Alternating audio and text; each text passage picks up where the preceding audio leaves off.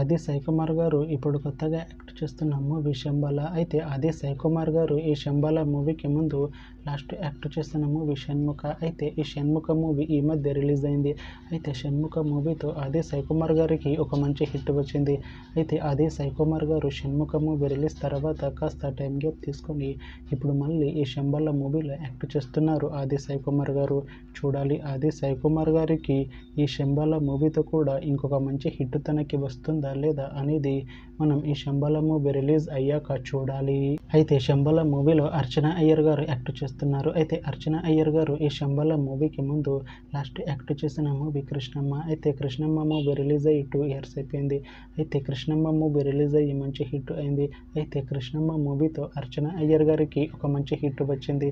అయితే అర్చన అయ్యర్ గారు Krishnamma movie release తర్వాత 2 years టైం గ్యాప్ తీసుకొని ఇప్పుడు మళ్ళీ ఈ శంబల మూవీలో యాక్ట్ చేస్తున్నారు అర్చన అయ్యర్ గారు.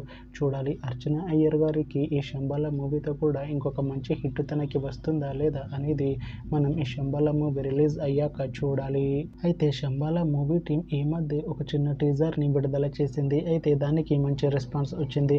అయితే శంబల మూవీ టీం ఈ మధ్య షూటింగ్ని కూడా కంప్లీట్ చేసుకున్నారు. అయితే శంబల మూవీ టీం మాత్రం చాలా కాన్ఫిడెంట్గా ఉన్నారు.